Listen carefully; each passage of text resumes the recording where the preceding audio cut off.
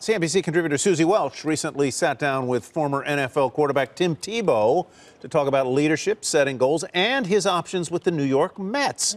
The 2007 Heisman Trophy winner currently in Major League spring training, hoping for a September call-up in pro baseball after his football career sort of faded out. Suzy, great to have you with us. And thank you. The general manager of the Mets said he wouldn't bet against him. Oh, not he even went further than that. Yeah. He said, I think that Tim Tebow is going to play in Major League Baseball, which is interesting. That was his first love for Tim Tebow. So, he's just the absolute master of resilience and perseverance and picking yourself up and trying again.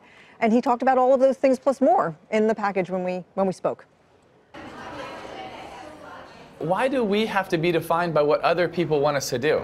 You know, I think that's one of the silliest things that people get in their brain is that they let the rest of the world tell us what we can and what we can't do.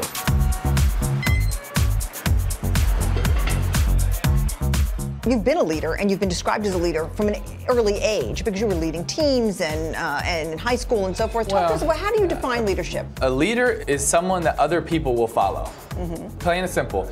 Now, I think some people are born with more leadership traits, and I think other people learn how to continue to build those traits that other people will follow. You know, I learned this from my dad when I was 8 years old, that when you truly love something, when you're passionate about something, and you're willing to sacrifice for it, it's amazing how many people will be drawn to you because those qualities are so contagious, and people want to be around it.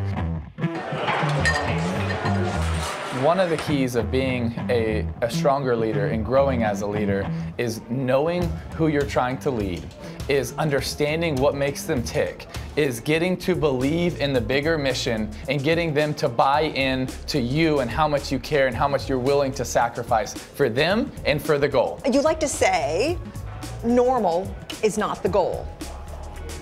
You know what normal makes you? What? Average.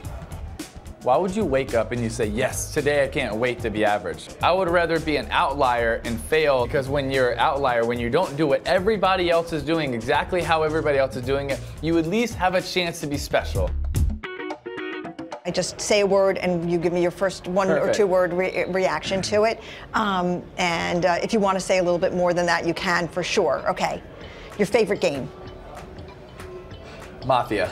No. Or just a computer. I thought it was like a game you play. Your favorite game?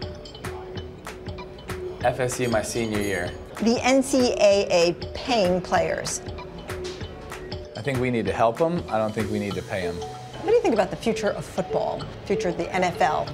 You know, I think they're going to have to try to get a lot of these concussion things figured out. Colin Kaepernick. Highly debated. A whole new spin on kneeling, right? I mean, with the Tebowing was a whole sort of different thing, right? The Mets. A lot of fun. Is there a point where you say, let's talk about pro football, right? I mean, there was a moment where you said, okay, it's not going to happen for me in pro football. I'm going to baseball. Yeah?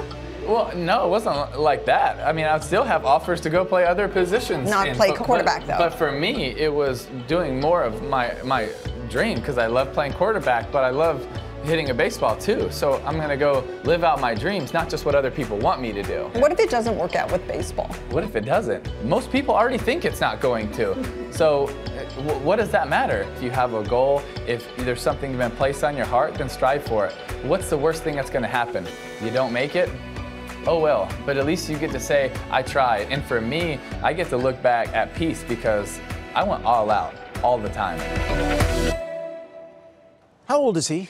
30 years old. 30 I mean, years old. I know he's lived he's lived a lot of life in those scant 30 years. I mean, he was there was a movie made about Tim Tebow called The One when he was in 8th grade. Okay, I mean, his life, he sort of had a lot of attention on him, eyes on him, and a lot of hope put on him when he was really young. And he has lived a lot. I mean, in his autobiography, he tells stories about sort of people calling him before big games when he was in college, trash talking. I mean, he's had incredible experiences, and actually, he has very interesting things to say about careers and life, and just how you seize the day. Why was he as polarizing a college foot? Look, the SEC football is has got some seriously rabid fans. Yeah. He was a polarizing player, partly, I think, because he wore his faith on his sleeve, among other things? I think that's the reason. I mean, I think he presents himself not as a regular guy, but as, you know, a person who is trying to set himself apart. And, you know, either that really turns your crank, and he has a huge number of fans who just love that about him, and then there's people who think that he should just get off his high horse, right? And nobody is neutral on Tim Tebow. That's what you find out when you go and interview Tim Tebow. When you say to people, "Oh, I'm interviewing Tim Tebow," they'll either say, "Oh, I love that guy," or they'll say, "Ugh, that guy." I mean, it's amazing the emotion he sparks in people. And he throws a ball for a living. Yes, he does. But our athletes are, all of our athletes are. I'm surprised he's that old. I thought he was like 25. Trying to start a new sport at 30. Yeah. Yeah, I mean, he's been poking around baseball now for a couple of years. Yeah, and he loves baseball. I mean, he thought actually he was going to be playing baseball when he was younger. He loves it. Back to your previous profile that we aired about a month ago, Bill Belichick. Have you spoken to him since the Super Bowl? We have spoken to him. Both Jack and I have spoken to Bill since the Super Bowl. And I'll quote, actually, his marvelous girlfriend, Linda, sort of afterwards said to me, there is no soft landing. So, you know, the thing about Bill Belichick that came out in that interview is that he holds the coach responsible. So he holds himself responsible. And he did. And he did. Yeah. Suzy, great to see you. Thank you very much. Fantastic.